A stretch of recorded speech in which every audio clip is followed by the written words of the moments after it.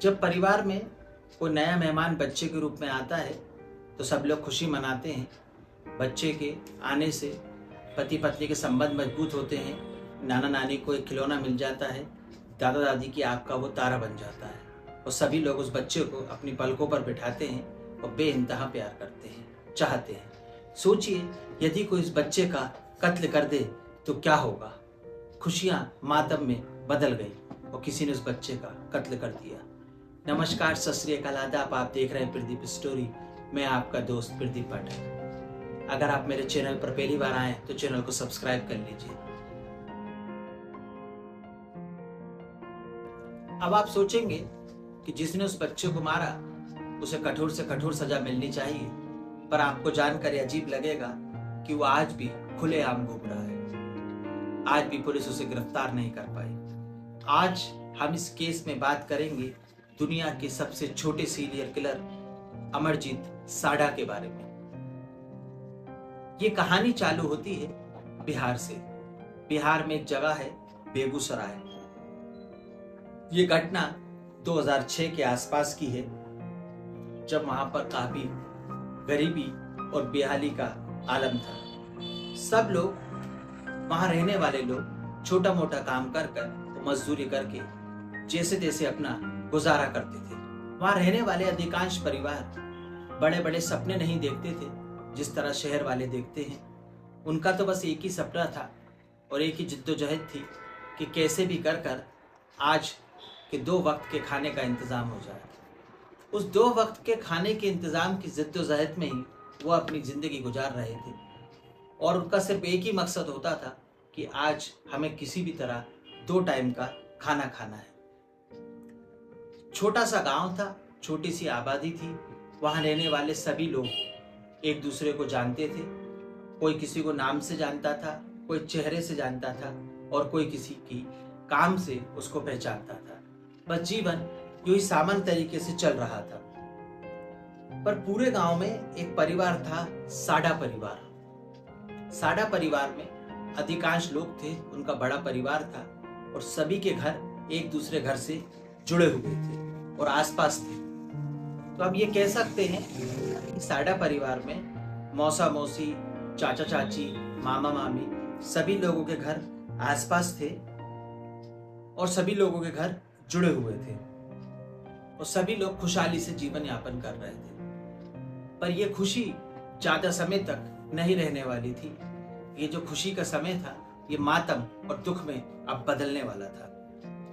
एक दिन साडा परिवार से अचानक 6 साल की एक बच्ची गायब हो जाती है। बच्ची अधिकतर घर के आसपास ही खेला करती थी और सभी लोग उसकी देखरेख किया करते थे, पर बच्ची अचानक गायब हो जाती है। कोई नहीं जान पाता कि बच्ची आखिर गई तो गई कहाँ। पूरा साडा परिवार इकट्ठा हो जाता है और उस बच्ची को खोजने के लिए घर के आसपास तलाश करने के लिए सभी लोग निकल जाते हैं। गांव के लोग भी इकट्ठे हो जाते हैं और बच्ची को ढूंढने का प्रयास करते हैं, पर बच्ची कहीं नहीं मिलती है। पूरे गांव के लोग इकट्ठे होकर छोटे छोटे ग्रुप बना लेते हैं और बच्ची को ढूंढने लगते हैं। बच्ची की खोजाबीनी चालू होती है। पूरा दिन निकल जाता है पर बच्ची का कहीं पता नहीं चलता है। फिर एक अजीब वाकया होता है। साडा परिवार का जो मुखिया होता है, मेन पर्सन जो होता है, हेड ऑफ द फैमिली, वो सभी गांव वालों को बुलाता है और बोलता है कि अब आपको बच्ची ढूंढने की जरूरत नहीं है। ये हमारे घर का मामला है, ये हमारा खुद का काम है, हम ये काम खुद कर लेंगे। ये बात सुनने में सबको थोड़ी अजीब लगती है। गांव वाले भी अचंभित रह जाते हैं, पर गांव वाले कुछ बोलते नहीं है क्योंकि साडा परिवार संख्या में बहुत बड़ा था। उनका उस छोटे से गांव में नाम था और सभी लोग उनकी इज्जत करते थे और बेगूसराय में ऐसा कोई नहीं था जो साडा परिवार को नहीं जानता था। इसलिए साडा परिवार की बात को कोई नकारता नहीं है और सब लोग अपने अपने काम पे चले जाते हैं और ना ही किसी गांव वाले ने साडा परिवार से कोई सवाल पूछा या कोई बात की। अब टेंशन बढ़ती जा रही थी कि 6 साल की बच्ची गुम हो गई। बच्ची की कोई अभी तक खबर नहीं मिली और बच्ची आखिर गई तो गई कहाँ। साडा परिवार उस बच्ची की खोज कर ही रहा था, उसको ढूंढ ही रहा था। तभी अचानक साडा परिवार में खुशखबरी आती है कि एक परिवार में एक बच्ची का जन्म हुआ है। साडा परिवार में खुशी की लहर दौड़ जाती है। संयुक्त परिवार था तो सब लोग सोचते हैं कि चलो एक बच्ची गई तो उसके बदले दूसरी बच्ची आ गई। इस बच्ची ने उस गुम हुई बच्ची की कमी को पूरी कर दिया। सब कुछ ठीक चल रहा था, सामान्य चल रहा था। फिर अचानक इस बच्ची के पैदा होने के 3 महीने बाद ये बच्ची भी गायब हो जाती है। अब तो किसी का दिमाग काम नहीं कर रहा था और ना ही किसी को कुछ समझ आ रहा था। सब लोग ये सोच रहे थे कि आखिर ये हो क्या रहा है। पहले एक 6 साल की बच्ची गायब होती है, फिर एक नवजात बच्ची 3 महीने बाद ही गायब हो जाती है। एक ही परिवार में 2 बच्ची गायब हो गई। बच्ची कहाँ गई, क्या वजह थी, किसी को कुछ नहीं पता था, ना किसी को समझ में आ रहा था। अब सवाल 2 थे। पहला सवाल, बच्ची कहाँ गई।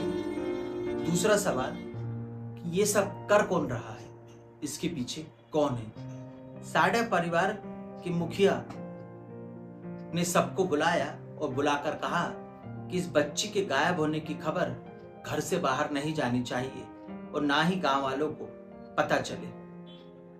साडा परिवार के लोग ज्यादा घर से बाहर निकलते नहीं थे और अपने घर में ही रहते थे। सभी लोगों ने हामी भर दी, पर गांव वालों को अजीब लगा कि बच्ची की रोने की आवाज बहुत दिनों से नहीं आ रही है। छोटी बच्ची थी, रोती थी, तो गांव वालों को अजीब लगा।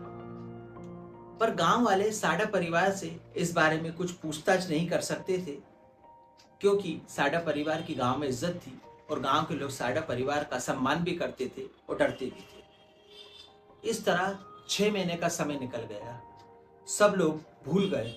साडा परिवार भी कभी कभी जो बच्चियां गायब हुई थी उनके बारे में सोचता, पर किसी से कोई बात नहीं करता। और साडा परिवार भी ऐसे रिएक्ट करने लगा था जैसे परिवार से 2 बच्ची गायब हुई नहीं है। सब कुछ नॉर्मल हो गया, सब कुछ सामान्य चलने लगा। फिर एक दिन गांव से अचानक एक बच्ची गायब हो जाती है, पर इस बार आपको सुन के अजीब लगेगा कि वो बच्ची साडा परिवार की नहीं थी। अब जो बच्ची गायब हुई थी उसकी उम्र लगभग 3 साल थी।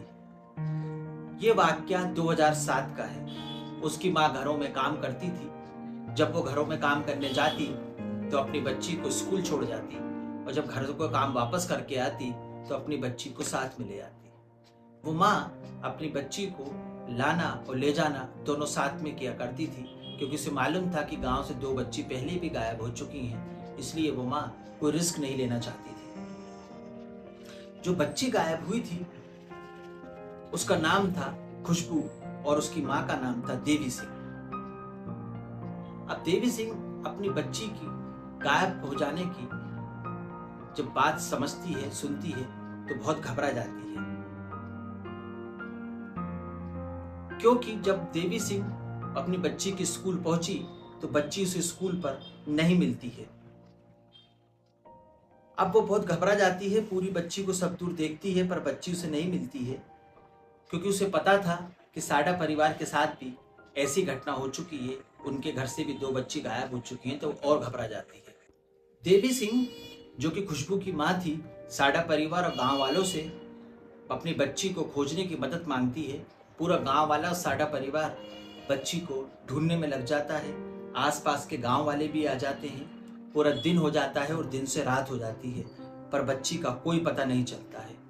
देवी सिंह समझ जाती है कि शायद मेरी बच्ची के संग कोई अनहोनी हो गई। वो बिना समय गवाए पुलिस के पास जाना उचित समझती और पुलिस के पास पहुंच जाती है। पुलिस के पास पहुंचकर वो पूरा वाक्य बताती है और अपनी गुमशुदगी की एक रिपोर्ट लिखाती है कि बच्ची की उम्र 3 साल है। पुलिस जब ये सुनती है कि बच्ची की उम्र 3 साल है तो पुलिस तुरंत एक्शन में आ जाती है और एक टीम बनाती है और देवी सिंह के घर पर पहुंचती है और आसपास के लोगों से पूछताछ करती है। जब टीम देवी सिंह के घर बेगूसराय पहुंची तो पुलिस को पता चला कि ये गांव से गायब होने वाली पहली बच्ची नहीं है।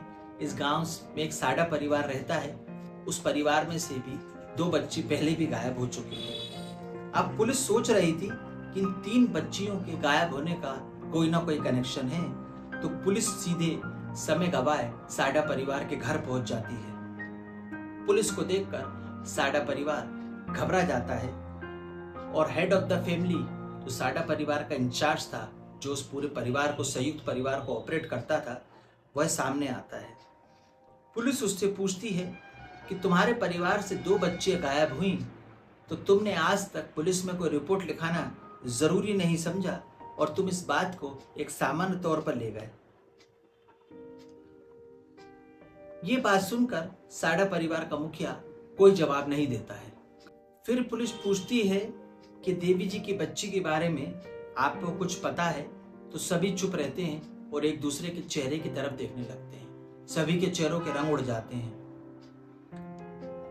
तभी अचानक एक दरवाजा खुलता है और सभी लोग देखकर अचंभित रह जाते हैं। एक औरत बाहर आती है और उसके साथ एक बच्चा होता है और बच्चे को लेकर बाहर निकलती है और बोलती है कि आपकी अगर कोई मदद कर सकता है तो वो यह बच्चा है, और उस बच्चे का नाम होता है अमरजीत साडा।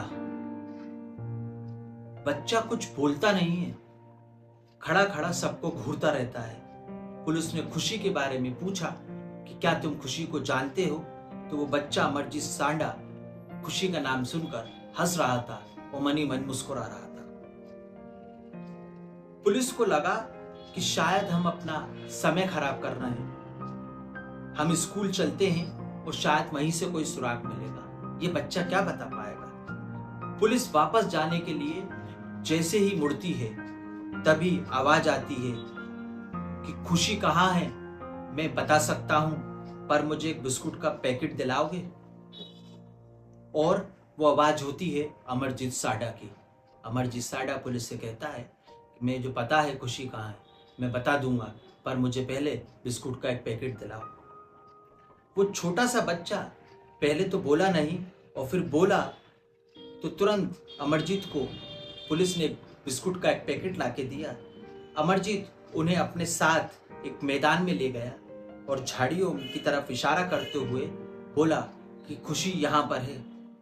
पुलिस झाड़ी के अंदर जाती है और एक घास का ढेर देखती है और समझ जाती है कि घास यहाँ उगी नहीं है, इस घास को काट कर लाकर यहाँ पर रख दिया गया है। पुलिस जब घास के अंदर जाती है और झाड़ियों से घास को हटाकर देखती है, तो पुलिस को एक डेड बॉडी दिखाई देती है, एक शव दिखाई देता है बच्ची का। अब पुलिस को कुछ समझ नहीं आ रहा था, पुलिस के हाथ पैर फूल गए थे। अब पुलिस के सामने 2 सवाल थे कि एक दिन में इस बच्ची को किसने मारा, दूसरा अमरजीत इस बच्ची के बारे में कैसे जानता है, और तीसरा सवाल, और ये बच्चा इस बच्ची को देखकर हंस क्यों रहा था। ये तीनों सवाल पुलिस के दिमाग में घूमते जा रहे थे और पुलिस कुछ समझ ही नहीं पा रही थी। अब बेगूसराय पुलिस को इन सारे सवालों के जवाब चाहिए थे। पुलिस अमरजीत साडा को अपने साथ पुलिस स्टेशन ले आती है और प्यार से पूछती है, तो उस पर कोई फर्क नहीं पड़ता है। फिर पुलिस सख्ती से पूछती है, उसके बाद भी अमरजीत साडा पे कोई फर्क नहीं पड़ता है। ये सुनकर आपको अजीब लग रहा होगा कि पुलिस के सामने उस छोटे से बच्चे पर प्यार और शक्ति का दोनों ही तरह का कोई असर नहीं हुआ। वो कुछ नहीं बोलता है और चुपचाप रहता है। फिर धीरे से मुस्कुराता है और बोलता है कि यदि बिस्कुट का पैकेट दोगे तो बच्ची के बारे में सब कुछ सच सच बता दूंगा। पुलिस तुरंत बिस्कुट का पैकेट मंगाती है और उस बच्चे को खोल कर देती है। वो बिस्कुट खाता है और मुस्कुराता है और फिर बोलता है कि मैंने ही उस बच्ची को सुलाया है। दैट्स मीन कि मैंने ही उस बच्ची को मारा है। पूछताछ में बताता है कि मैं उस दिन खुशी के स्कूल गया था।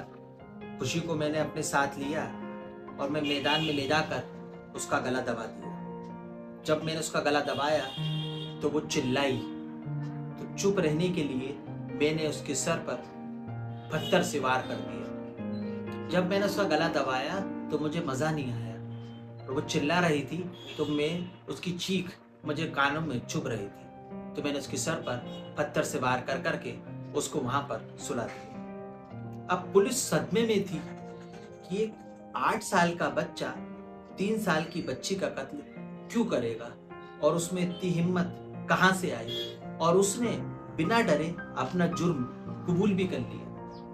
इतनी आसानी से कोई किसी का कत्ल कैसे कर सकता है और बिना डरे अपना जुर्म कैसे कबूल कर सकता है? पुलिस इस उधेड़बुन में थी और पुलिस खुद कुछ समझ नहीं पा रही थी।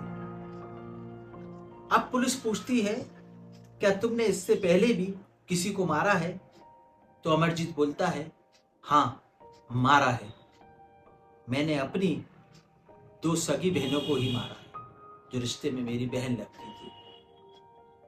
ये दोनों बच्ची वही है जो पहले गांव से गायब हुई थी और दोनों ही बच्चियां साडा फैमिली की थी। ये सब बताते हुए अमरजीत साडा डरता नहीं है, नॉर्मली रहता है और बिस्कुट खाता रहता है और सामंता पुलिस से बात करता है। पुलिस पूरे साडा परिवार को राउंड अप कर थाने ले आती है और सख्ती से उनसे पूछताछ करती है।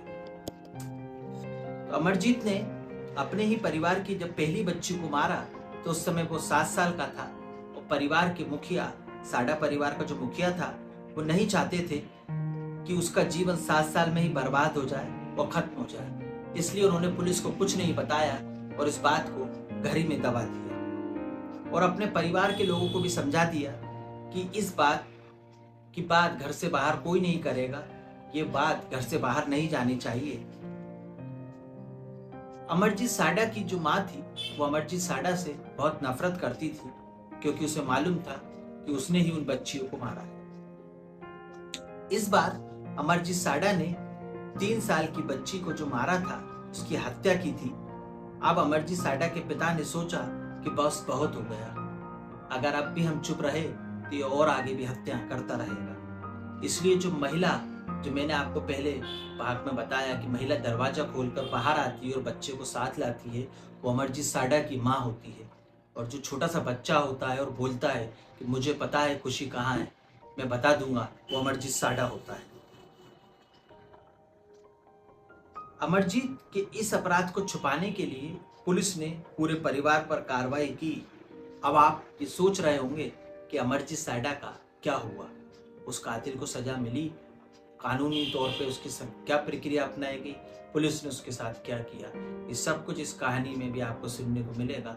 बने रहिए मेरे साथ। अब अमरजीत साडा 8 साल का हो गया था। मनोचिकित्सक, मानसिक रोगी और विशेषज्ञों को बुलाया जाता है। एक मानसिक रिसर्च करने वाली टीम आती है और अमरजीत का पूरा परिवार जो बहुत ही गरीब था, उन्होंने आज से पहले ना तो कभी टीवी देखी थी ना ही कभी सिनेमा देखा था, तो उन्हें पता ही नहीं था कि कत्ल नाम की कोई चीज होती है और किसी की जान लेने से क्या परिणाम होगा, उसका क्या अंजाम होगा। अभी भी सवाल यह था कि जब आज तक अमरजीत ने कभी टीवी देखी ही नहीं तो उसे कैसे पता कि कत्ल कैसे किया जाता है, उसे कैसे पता कि बॉडी को कैसे छुपाते हैं। ये सवाल अभी भी सवाल बना हुआ था। जब पुलिस ने उस पर दबाव दिया तो उसने बताया कि जब मैंने गला दबाया तो मुझे मजा नहीं आया, फिर मैंने पत्थर से मार मार के उन तीनों को मार दिया और चुप कर दिया, तब मुझे सुकून मिला। ये सब कैसे किया, क्यों किया, यही सब मनोचिकित्सक टीम जानना चाहती थी कि इस व्यक्ति की, इस छोटे से 7-8 साल के बच्चे की मानसिकता क्या है और इतना खतरनाक कैसे हो गया। पर ना किसी मनोचिकित्सक को, ना किसी मानसिक रोगी डॉक्टर को, ना किसी टीम को इस सवाल का जवाब मिला। 2016 में जब वो 18 साल का हो गया तो उसे स्पेशल अरेस्ट नियम के अंतर्गत जेल में रखा गया और उसे नाम बदलकर एक नई जगह भेज दिया गया, क्योंकि किसी को पता नहीं चलना चाहिए कि अमरजीत साडा कौन था और अमरजीत साडा की क्या पहचान है, नहीं तो लोग उससे डरते। अब वो ठीक हो चुका है। अमरजीत साडा कहाँ है, कैसा दिखता है, किस हाल में है, उसके अंदर अब कैसे विचार हैं, उस समय उसके अंदर ये विचार क्यों आए, कहाँ से आए, ये सारे सवाल आज भी अधूरे हैं। हो सकता है अमरजीत साडा मेरी ये वीडियो देख रहा हो और अमरजीत साडा का सीरियल किलिंग मर्डर केस यहीं खत्म होता है। इस मर्डर केस को सुनाने का उद्देश्य किसी की आत्मा किसी के मान सम्मान और किसी की भावनाओं को क्षति पहुंचाना नहीं है। सिर्फ आपको सचेत करना है और सतर्क करना है। बच्चों का ध्यान रखें, आसपास की गतिविधियों पर नजर रखें और बच्चों के जुर्म को छुपाएं। अगर अमरजीत साडा के परिवार के मुखिया ने पहली बार में पुलिस के सामने ये बता दिया होता तो शायद इन 2 बच्चियों की जान बच जाती और वो जीवित होती। अमरजीत साडा, जो कि दुनिया का सबसे छोटी उम्र का सीरियल किलर था, ये कहानी मैंने आपको सुनाई। ये कहानी आपको कैसी लगी? अच्छी लगी कहानी तो कमेंट्स करें, स्टोरी को लाइक करें, चैनल को सब्सक्राइब करें। अगले किसी केस में फिर मुलाकात होगी। जब तक के लिए नमस्कार। जय हिंद, जय भारत।